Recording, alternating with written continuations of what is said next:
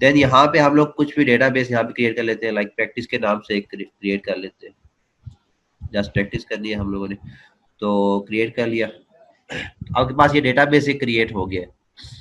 तो अब यहाँ पे ये आपके पास यहाँ पे डेटाबेस आपको नजर आ रहा होगा इस साइड पे कि आपके पास प्रैक्टिस के नाम से एक डेटाबेस क्रिएट हो चुका है। अब इसमें हम लोगों ने इस डेटाबेस के अंदर यहाँ पे हम लोगों ने टेबल क्रिएट करना है। आप मैनुअली क्रिएट कर सकते हैं, मैनुअली ऐसा कोई मसला नहीं है। यहाँ पे जस्ट आप सिंपल यहाँ पे टेबल का नाम लिखेंगे, कॉलम लिखेंगे, जो भी आपके पास यहाँ पे है तो वो क्रिएट हो जाएगा। वो भी हम लोगों ने लास्ट टाइम देख लिया था, थ्रू कोडिंग भी देखा था। देन अगेन उसी चीज को हम लोग रिवाइज कर लेते हैं कि अगर हमने आज सारे ऑपरेशन पढ़ लेते हैं कि क्रिएट करना हो, डिलीट करना हो, अपडेट करना हो, रिट्रीव करना हो, तो कोडिंग पे अगेन आते हैं। थ्रू कोडिंग हम लोग यहाँ पे इस डेटाबेस में टेबल क्रिएट करना चाहते हैं तो क्या होगा, आप सिंपली यहाँ पे पहले जो PHP के टैग्स वगैरह है वो सारे आप लिखेंगे, ठीक है।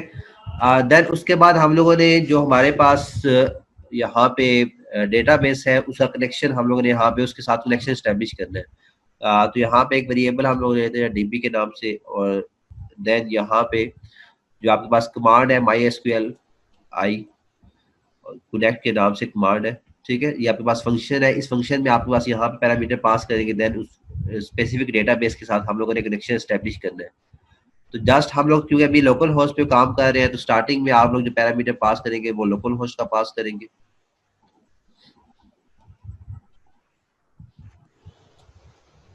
देन सेकंड आप लोग जो यूजर नेम आपका होता है डेटाबेस का, वो बाय डिफॉल्ट आपका रूट होता है, आप उसको चेंज भी कर सकते हैं, तो रूट यहाँ पे लिख लेंगे।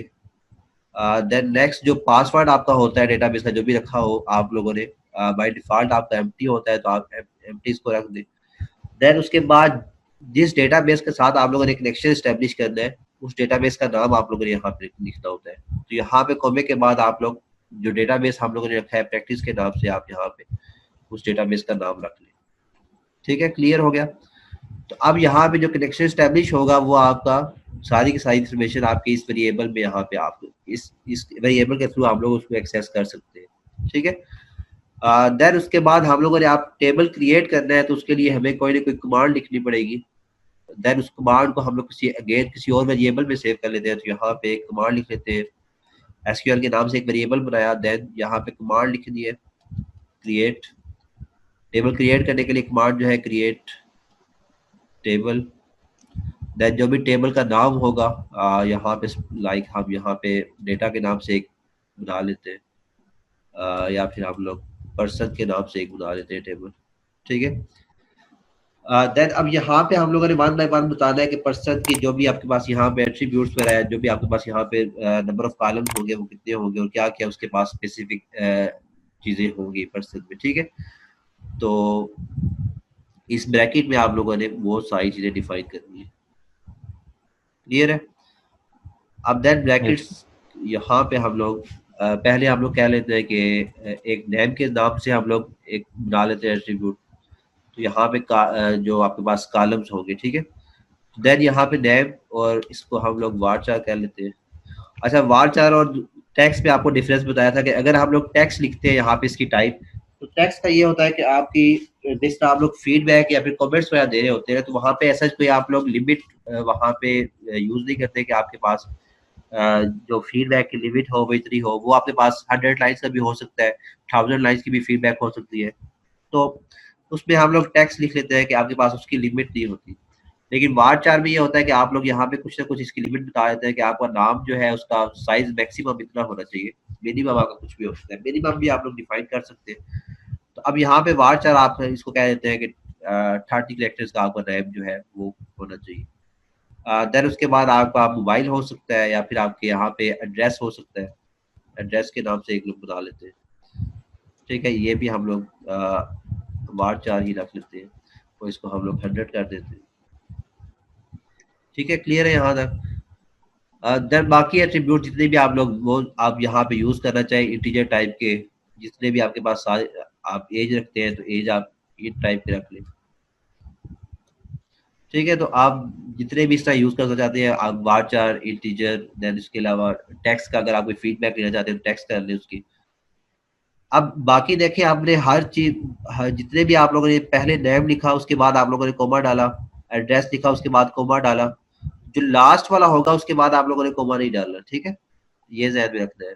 और देन उसके बाद ये जो आप लोगों ने ब्रैकेट स्टार्ट की थी यहाँ पे, ये ब्रैकेट एंड करनी है। उसके बाद आप लोग इन्वर्टेड कॉलम जो आपके पास यहाँ पे इन्वर्टेड कॉमास है वो ऐड करने हैं, और उसके बाद सभी कॉलम, ठीक है। अब आपके पास यहाँ पे एक डेटाबेस का कनेक्शन जो है एक वेरिएबल में एस्टेब्लिश हो चुका है, यहाँ पे आ चुका है, इसकी इंफॉर्मेशन जो है वो यहाँ पे इस वेरिएबल के पास आ गई है। देन जो हम लोगों ने यहाँ पे कमांड लिखी है वो सारी कमांड आपकी इस वेरिएबल में यहाँ पे सेव हो चुकी है। अब देन हम लोगों ने यहाँ पे इसको एग्जीक्यूट करना है, तो देन वो आपके पास यहाँ पे MySQLi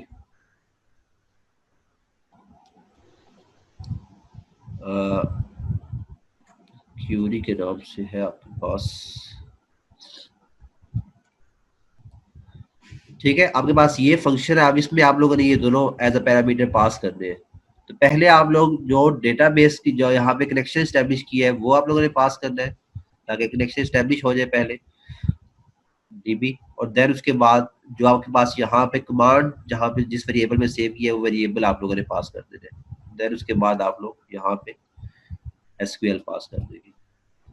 अब सिंपली अगर आप लोग यहाँ पे भी यहाँ तक भी लिख देंगे, तो अगर यहाँ पे कोई ऐसा एरर नहीं है आपका, तो ये आपकी कमांड जो है वो एग्जीक्यूट हो जाएगी। लेकिन लेट्स सपोज आपका एरर आता है, तो फिर हमने यहाँ पे ऐसा कुछ लिखा नहीं हुआ कि अगर ये टेबल क्रिएट करने में कुछ एरर आ जाता है तो फिर यहाँ पे हमें पेज पे शो हो जाए कि कोई ना कोई एरर हमारे पास आ रहा है। तो फिर यहाँ पे हम साथ वो एरर शो करवाने के लिए एक हम और हमारे पास फंक्शन है जो कि हम यहाँ पे लिख लेते हैं, और डाई के नाम से हमारे पास एक यहाँ पे फंक्शन है जिसमें हम लोग यहाँ पे कुछ ना कुछ पास कर लेते हैं कि अगर हमारे पास ये अनफॉर्चुनेटली हमारे पास ये जो टेबल है वो क्रिएट नहीं हो सकता, तो फिर ये जो मैसेज है वो शो हो जाना चाहिए पेज पे, ताकि हमें क्लियर हो जाए कि एक्चुअली एरर हमारा टेबल जो है वो क्रिएट हो गया या नहीं हुआ। तो यहाँ पे और डाई के नाम से यहाँ पे देन यहाँ पे हम लोग वो लिख लेंगे कि हमारे पास सिंपली। तो अब इसको हम सेव करते हैं, देन इसको हम लोग एग्जीक्यूट करके देख लेते हैं। देन अगेन ब्राउजर पे आएंगे, देन यहाँ पे आप लोगों ने लोकल होस्ट, और देन उसके बाद लोकल होस्ट के बाद जिस फोल्डर में आप लोगों ने वो स्पेसिफिक फाइल रखी हुई है, आपको कहा था कि अगर आप लोग जैम्प यूज कर रहे हैं तो आप htdocs के फोल्डर में रखेंगे, और अगर आप मैप यूज कर रहे हैं तो www के नाम से आपके पास एक फोल्डर होगा, उसमें आप लोग अपना प्रोजेक्ट रखेंगे। देन जो प्रोजेक्ट का नाम है वो यहाँ पे स्टार्टिंग से ही आपको बताया था, यहाँ पे प्रैक्टिस रखा हुआ है, ठीक है। देन उसके बाद आपका यहाँ पे जो फाइल का नाम है, जिस फाइल में आप लोगों ने वो सेव किया हुआ है, वो test.php के नाम से स्टार्टिंग से इसी फाइल में काम करते हुए हम लोग आ रहे हैं। तो आपके पास यहाँ पे ऐसा कोई मैसेज नहीं आया, ठीक है। अगर यहाँ पे एरर आता तो इट मीन्स कि आपका यहाँ पे कुछ ना कुछ एरर आ रहा है। तो एरर नहीं आया तो इट मीन्स कि आपका सक्सेसफुली टेबल जो है वो क्रिएट हो गया है। अब हम लोग अगेन डेटाबेस पे जाते हैं, प्रैक्टिस यहाँ पे इस जो आपके पास यहाँ पे डेटाबेस था उस पर आप क्लिक करेंगे, तो आपके पास यहाँ पे अगर आप देखें तो आपके पास पर्सन के नेम से एक टेबल बना हुआ है, ठीक है। देन यहाँ पे आप लोग क्लिक करेंगे तो आपके पास नेम, एड्रेस और एज तीनों आपके पास यहाँ पे जो कॉलम्स है वो शो भी, ठीक है जी। ओके, अल्लाह हाफिज।